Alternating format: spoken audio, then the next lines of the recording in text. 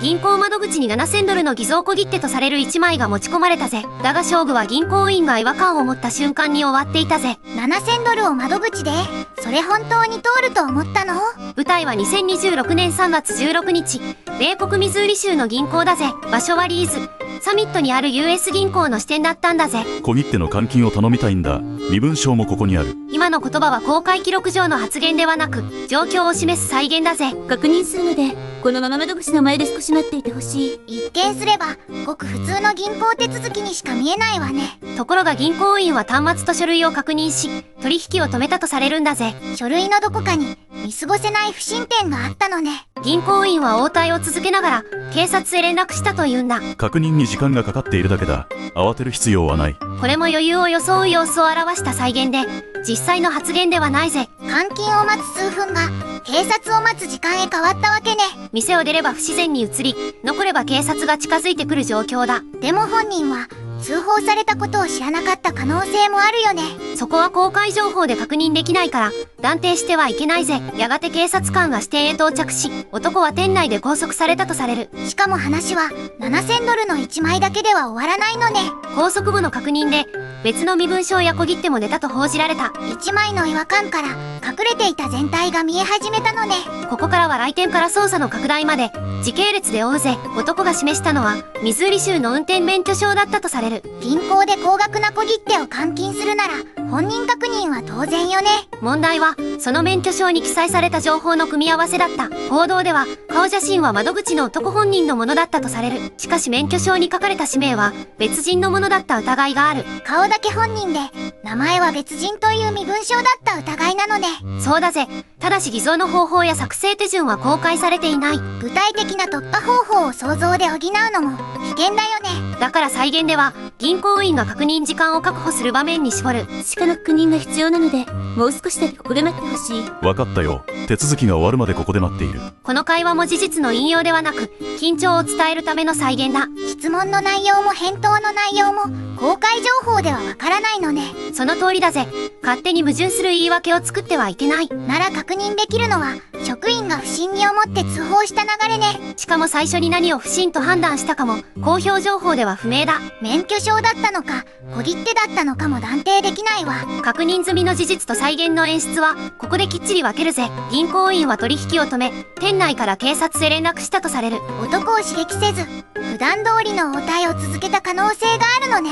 それは合理的な推測だが、実際の応対方法は確認できないぜ。ただいま確認中なので、結果が出るまで少し待ってほしい。まだ終わらないのか。随分時間がかかるんだな。この焦りも再現上の表現で本人の真偽を示す事実ではない。表情や手の動きだけで待つ時間の重さを見せるわけね。そして警察官が到着し、支店内で男を拘束したとされる。窓口で受け取るはずだった現金が高速へ反転したのね。ここから警察の確認は男が持っていたものへ広がっていく。所持品からは複数の身分証が見つかったと報じられている。ミズーリ州のものだけではなかったという話なの？アーカンソー州とミズーリ州のものとされる身分証があった。州の異なる身分証が複数なら慎重な確認が必要になるわ。ただし各身分証の名義や状態は報道だけではわからない。見つかったという情報以上に話を膨らませないことね。さらに複数の小切手が発見されたと報じられているぜ。報じられた額面には約6500ドルの小切手がある。窓口に出されたとされる7000ドルの小切手も含まれる。そして別に5700ドルの小切手もあったとされるんだ。1枚ではなく金額の違う小切手が複数あった疑いなのね。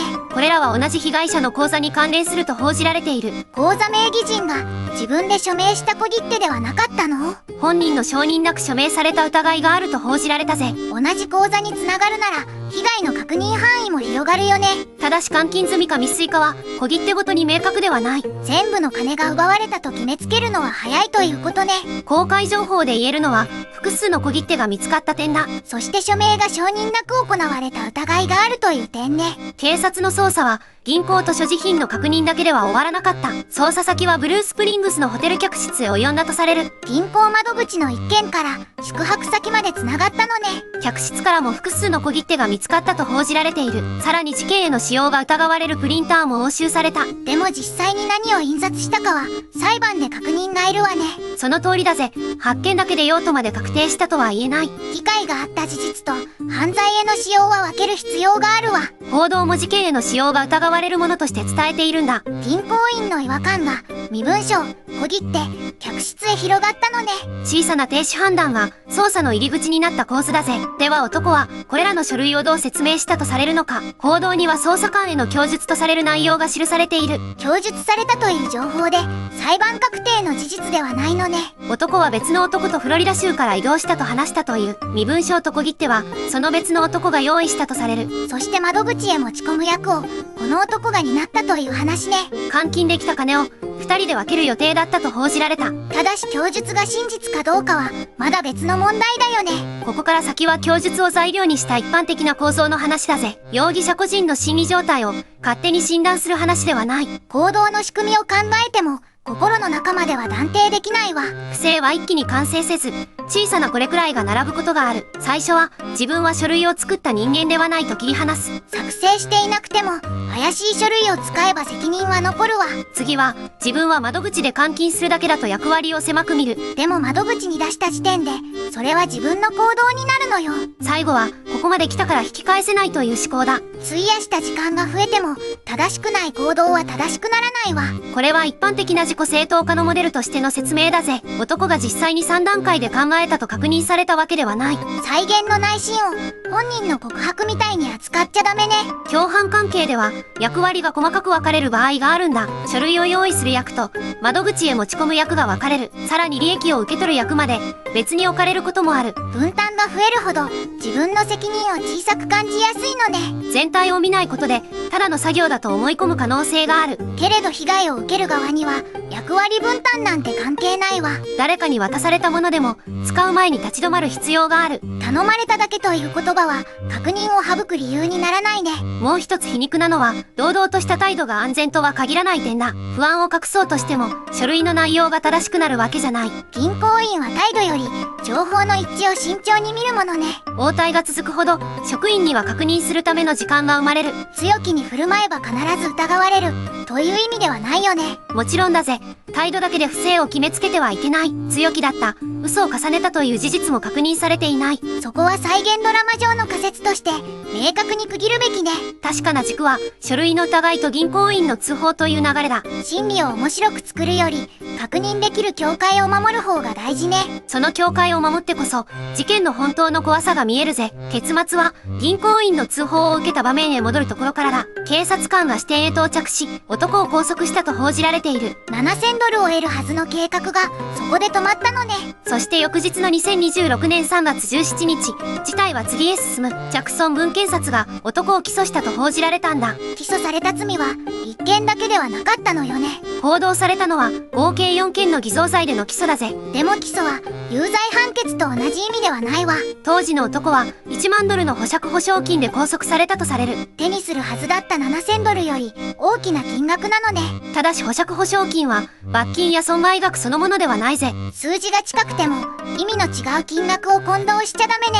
報じられた保釈条件には GPS 監視が含まれる。さらに自宅拘禁という行動上の制限もあったとされる。被害者や証人との接触禁止も条件に含まれたという。監禁未遂から身柄と日常の行動制限へ連鎖したのね。だが逮捕されたから有罪だと断定することはできない。刑事手続きでは有罪が確定するまで無罪と推定されるわ。今回の公開情報では有罪判決や量刑は確認できていない。その後に釈放されたかどうかも確定情報は得られていない。だから人生が終わったなんて末路も作れないわね。確認できる結末は4件の起訴と保釈条件までだぜ。1枚の小切手が複数の書類と客室捜査へつながったのね。最後にこの事件を家計を守る3つの確認へ変えるぜ。1つ目、高額小切手は残高表示だけで本物と決めないこと。銀行へ連絡し最終的な確認状況を自分で確かめるんだ。利用可能という表示と信証性の確定は同じじゃないわ。連邦取引委員会もその違いに注意を促しているぜ。偽造小切手の判明まで数週間かかる場合もあるのよ。先に送金や現金化をすれば返済責任が生じる可能性がある。2つ目、名義や金額や依頼理由に違和感があれば止まること。書類に書かれた連絡先をそのまま信用してはいけない。自分で確認した発行元や銀行の公式窓口へ紹介するのよ。高額、せかされる。一部を別人へ返す話は要注意だぜ。3つ目、送金や返金や引き出しの前に必ず相談すること。銀行と信頼できる第三者の2方向へ確認を取るんだ。家族が受け取った書類でも1人だけで進めちゃダメね。